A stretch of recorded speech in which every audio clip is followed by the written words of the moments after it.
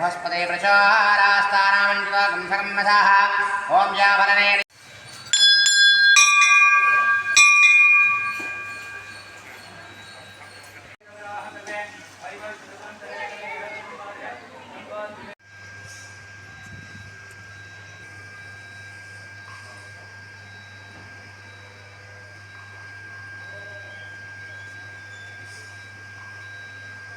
సాయిరాం.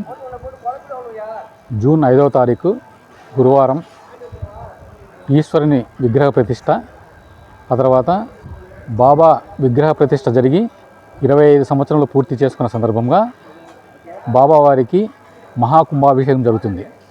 కాబట్టి భక్తులు ఈ కార్యక్రమంలో విరివిగా పాల్గొనవలసిందిగా కోరుచున్నాము. ఈ కార్యక్రమాన్ని పెనుగొండ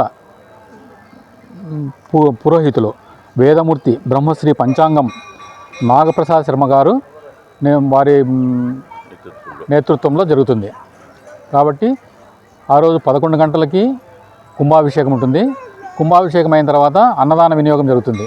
కాబట్టి భక్తులు పాల్గొని బాబా కృపకు పాత్రలు కావాల్సిందిగా కోరుచున్నాం. ఈ గుడి శివాలయం మొదలుపెట్టి దాదాపుగా పోయిన కార్తీక మాసంలో మొదలుపెట్టినాం. కార్తీక మాసం నుంచి దాదాపు నా హిస్టరీ చాలా ఫాస్ట్గా జరిగి ఒక గుడిని ఇంత తొందరగా కన్స్ట్రక్షన్ చేసి ప్రతిష్ట చేయడం అనేది నాకు తెలిసి చరిత్రలో ఎక్కడ లేదని నేను అనుకుంటున్నా. ఇది ఇంత మనం డెవలప్ చేయడానికి కారణము మా కమిటీ మెంబర్లు, తర్వాత భక్తులు వాళ్ళ విరాళాలతోనూ వాళ్ళ సహకారంతోనూ ముఖ్యంగా మా కమిటీ మెంబర్లు సహకారంతో పూర్తి చేయగలిగినాం. ఇంత ఫాస్ట్గా పూర్తి చేయగలిగినాం. దానికి ఇంకా ఈ శివాలయ నిర్మాణానికి దాదాపుగా 25% డొనేషన్స్ మా కమిటీ మెంబర్సే ఇచ్చినారు. అది మాకు ఒక గర్వంగా ఉంది. ప్రతిష్ట 2వ తారీఖు సాయంత్రం, సోమవారం సాయంత్రం 6 గంటల నుంచి కలిసి పూజ స్టార్ట్ అవుతుంది. మరుసటి రోజు గణపతి హోమము, గంగ పూజ, యాగశాల ప్రవేశము ఉంటుంది.